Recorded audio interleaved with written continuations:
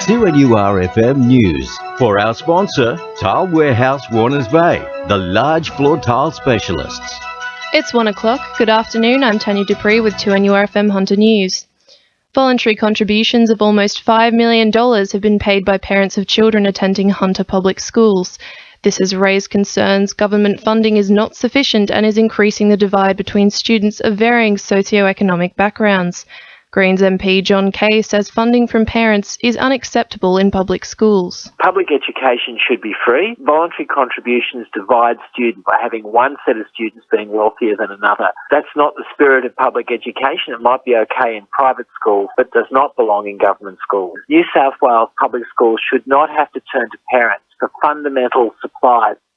The potential fourth coal terminal for Newcastle is being debated with a 2-day public hearing. The Planning and Assessment Commission will determine whether to go ahead with the $4.8 billion project. Dr James Whelan from the Coal Terminal Action Group says there are few supporters of the fourth terminal scheduled to speak at the hearing this week. We believe fewer than 10% of the 92 speakers will be supporting the fourth coal terminal over the next 2 days. Just 8 of the registered 92 speakers are supportive of the project, and by and large the people who are working on the project. A man remains on the run after attempting to rob a Raymond Terrace chemist this morning. The robber activated a stun gun and demanded money from staff before he left empty-handed, spending only 15 seconds in the store. The man is described as approximately 180 centimetres tall and of thin build. Port Stephens police are investigating the incident. The Barrington Tops continues to experience icy conditions today, which has caused havoc to traffic in the area. Roads remain open, however National Parks and Wildlife's Lawrence Orell says motorists should be wary. The roads remain open, or certainly the Gloucester to Scone Road remains open, but the important message for people is that it really is four-wheel drive vehicle only. The Paterson electorate will receive a visit from Minister for Small Business Bruce Belson today. 2 small business forums will be hosted by member for Paterson Bob Baldwin in Thornton and Nelson Bay, featuring the Minister as a guest speaker. Bob Baldwin says providing opportunities for small businesses is integral to encouraging growth in the local economy. Small business is not only important to the Paterson electorate, but indeed the whole economy of Australia. Small business is the engine room of the Australian economy. If we want to grow jobs and grow them quickly, they come about by providing confidence and opportunity for small business to grow. The final week of Hunter New England Health's free blood lead level testing will be conducted this week.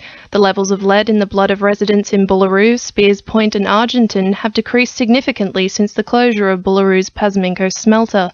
Dr Craig Dalton from Hunter New England Health says anyone concerned for the health of their children in these areas should get tested. People want to know if there is still residual lead getting into children. The purpose of this clinic is to do a screen, very quick, painless screen to see if there is any evidence of exposure to lead in the young children out there in Argenton, Spears Point and Bullaroo. It takes about 3 minutes to get the result, and it really is just a very minuscule fingerprint. In finance, the All Ords is up 24 points at 55.02. and $1 Australian is buying 74.4 US cents. Sport, thanks to our sponsor Warners Bay Sports Club. A string of injuries and sloppy defence has led to the Knights' 11th loss from 12 games on Friday night against Canberra. The 36-22 loss comes as halves Tyrone Roberts and Jared Mullen return to the lineup alongside forward Jeremy Smith. Coach Rick Stone says while it's good to have some key players back on the field, 5/8 Jared Mullen isn't out of the woods yet.